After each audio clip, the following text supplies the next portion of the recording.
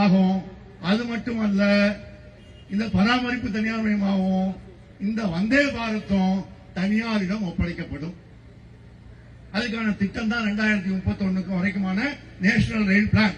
அது தனியார் மயம் ஆகும் போது கட்டணங்கள் உயரும், சலுகைகள் பறிக்கப்படும். அதனால்தான் அதுக்கு முன்னோட்டமாக தான் சீனியர் சிட்டிசன் கன்செஷனை ரத்து பண்ணிட்டான். இந்தியன் ரயில்வேல 55 கன்செஷன் இருந்தது, அதை வெட்டி வெறும் 23 கன்செஷனா மாத்திட்டான். ஆகவே பயணிகளுக்கான சலுகைகள் எல்லாம் வெட்டப்பட்டிருக்கின்றன. ஆகவே இந்த கொள்கைக்கு எதிராக பொதுமக்கள் திரண்டு போராட வேண்டும். ரயில்வே தொழிலாளிகள் டிஆர்இயும் யுனைடெட் ஒர்க்கர்ஸ் யூனியனும் போராடுகிறார்கள். அதே போல எல்லா யூனியனும் ஐசிஎஃப்ல ஒன்னா சேர்ந்து போராடுறாங்க. அதே மாதிரி ரயில்வேலையும் எல்லா யூனியன்களும் ஒன்று சேர்ந்து போராட வேண்டும். பொதுமக்களும் இப்ப இங்க ஐசிஎஃப்ல தனியார் எல்லா தோல் இருக்க சுளை முழுங்கி சொல்லுவாங்கல்ல, தோல் இருக்க சுளை முழுங்கி. ஐசிஎஃப் தோல் இருக்கும், உள்ள சுளையா தான் இருக்கும், அது பூரா தனியாரா இருக்கும். ஐசிஎஃப் போன்ற 8 உற்பத்தி தொழிற்சாலைகளை தனியாற்ற கொடுக்கணும்னு பார்த்தான். அதை எழுத்து போராடினால இப்ப என்ன பண்றான்? ஐசிஎஃப் தானே அது வச்சுக்கோ ஐசிஎஃப் வச்சுக்கோ, ஆனா உள்ள வேலையெல்லாம் தனியார்ட்ட விடு, மல்டிநேஷனல் விடு என்கிற கொள்கையை இந்த அரசாங்கம் எடுத்து கொண்டு வந்திருக்கிறது.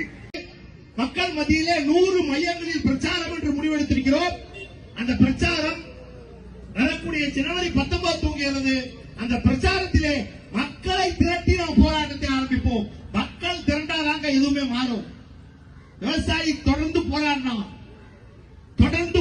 விவசாயி பார்லிமெண்ட்ல பாஸ் ஆன அவருடைய 3 வேளாண் மசோதாக்களை ரத்து செய்ய வைத்தது எந்த மோடி அரசு அசையாது என்று கூறினார்களோ, யார் அதை ரத்து செய்ய மாட்டோம் என்று கூறினார்களோ, அந்த மோடியை ரத்து செய்ய வைத்தது விவசாயிகள் போராட்டம்.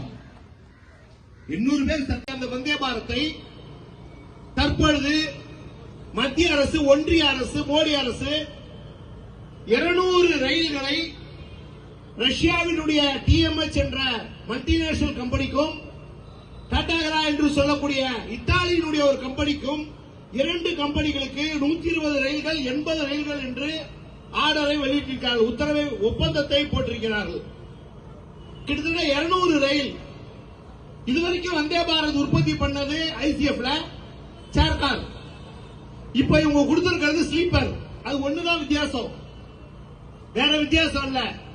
சேர்கார் செஞ்ச தொழிலாளி ஸ்லீப்பர் செய்ய தெரியாதா?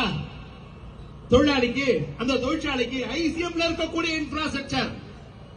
அதே போல பாம்பேல இருக்கக்கூடிய லத்தூர் ஒர்க் ஷாப், ஐசிஎஃப் போல ஒரு production work shop, Marathwada work shop. அங்க 120 கோச் ரஷ்ய மல்டிநேஷனல் கம்பெனி கூட. இங்க டிடாகரா கூட 80 கோச் இத்தாலியினுடைய மல்டிநேஷனல் கம்பெனி கூட. கிட்டத்தட்ட எவ்வளவு அதிகமான செலவு? 50 கோடி ரூபாய் அதிகமான செலவு. 10,000 கோடிக்கு மேல் தனியாருக்கு, ரஷ்ய நாட்டு நிறுவனத்துக்கும் இத்தாலியினுடைய மல்டிநேஷனல் கம்பெனிக்கும் வந்தே பாரத கொடுக்கிறதுனால ரயில்வேக்கு ஏற்படக்கூடிய நஷ்டம் 10,000 கோடி.